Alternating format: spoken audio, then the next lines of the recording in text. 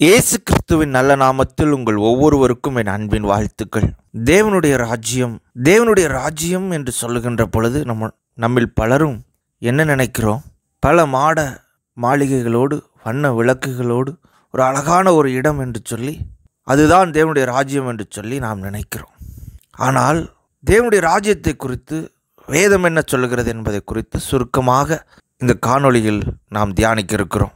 லூக்கா எழுதின சுவிசேஷம் 17வது அதிகாரம் 20-21 வசனங்களில் வேதம் என்ன சொல்லுகிறது?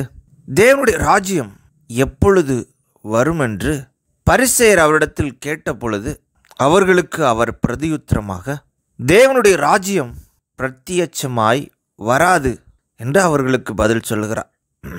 பரிசேயர் இயேசு கிறிஸ்துவினிடத்தில் இந்த கேள்வியை கேட்கிறார்கள். தேவனுடைய ராஜ்யம் எப்பொழுது வரும் என்று சொல்லி கேட்கிறார்கள். அவர்களுக்கு நம்முடைய கர்த்தராகிய இயேசு கிறிஸ்து என்ன பதில் சொல்லுகிறார்? தேவனுடைய ராஜ்யம் பிரத்யட்சமாய் வராது. நாம் எல்லாரும் நினைக்கிறபடி பரலோக ராஜ்யம் ஒரு இடம் அல்ல, அது ஒரு மாளிகை என்று சொல்லி நாம் பலரும் நினைக்கிறபடி அது ஒரு வண்ண விளக்குகளோடு பிரம்மாண்டமாய் வரப்போவதில்லை என்பதை நம்முடைய கர்த்தராகிய இயேசு கிறிஸ்து இங்கு குறிப்பிடுகிறார். மேலும் அவர் சொல்லுகிறார், இதோ இங்கே என்றும் அதோ அங்கே என்றும் சொல்லப்படுகிறதற்கும் ஏது வராது. இதோ தேவனுடைய ராஜ்யம் உங்களுக்குள் இருக்கிறதே என்றார். பாருங்கள், தேவனுடைய ராஜ்யத்தை குறித்து நம்முடைய பார்வை எப்படி இருக்கிறது? தேவனுடைய ராஜ்யத்தை குறித்து நம்முடைய கர்த்தராகிய இயேசு கிறிஸ்து அவர் தன்னுடைய ஊழிய பாதையை ஆரம்பிக்கின்ற பொழுது இந்த வார்த்தையை சொல்லி ஆரம்பிக்கிறார்.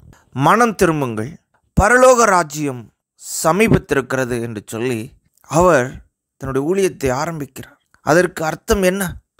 பரலோக ராஜ்யம் அவர்களுக்கு மிக அருகில் இருக்கிறது என்று சொன்னால் இயேசு கிறிஸ்து அவர்களுக்கு மிக அருகில் இருக்கிறார் என்பதைத்தான் அவர் அப்படி குறிப்பிடுகிறார். தேவனுடைய ராஜ்யம், பரலோக ராஜ்யம், நித்திய ஜீவன் எல்லாம் இயேசு கிறிஸ்துவாய் இருக்கிறது என்பதை நாம் உணர்ந்து கொள்ள வேண்டும், புரிந்து கொள்ள வேண்டும். அதை பல்வேறு வசனங்களும் கூட நமக்கு விரிவாக சொல்லுகிறது.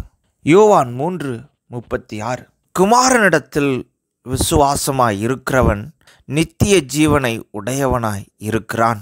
குமாரனை விசுவாசியாதவனோ ஜீவனை காண்பதில்லை, தேவனுடைய கோபம் அவன் மேல் நிலை நிற்கும் என்றார். இங்கு வேதம் என்ன சொல்லுகிறது? குமாரனிடத்தில், இயேசு கிறிஸ்துவாகிய குமாரனிடத்தில் விசுவாசமாய் இருக்கிறவன் நித்திய ஜீவனை உடையவனாய் இருக்கிறான்.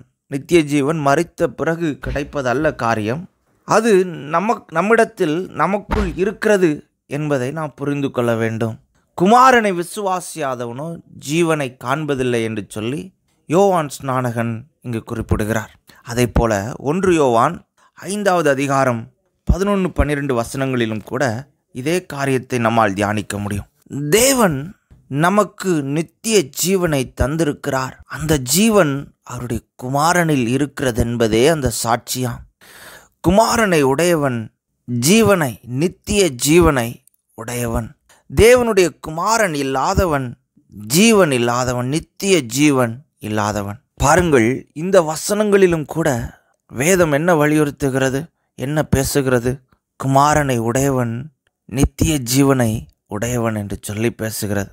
தேவனுடைய ராஜ்யம், நித்திய ஜீவன் என்பது மரித்த பிறகு வரப்போகிற காரியங்கள் அல்ல, அது நமக்குள் இருக்கக்கூடிய காரியம் என்பதை வேதம் நமக்கு பேசுகிறது. நாம் நித்திய ஜீவனில் நாம் வாழ ஆரம்பிக்க வேண்டும். ஹல்லேலூயா! தேவனுடைய ராஜ்யம் உங்களுக்குள் இருக்கிறதே என்று சொல்லி வேதம் சொல்லுகிறது. அதை உணர ஆரம்பிப்போம். கர்த்தர் நம் ஒவ்வொருவரையும் ஆசீர்வதிப்பாராக. ஆமேன்.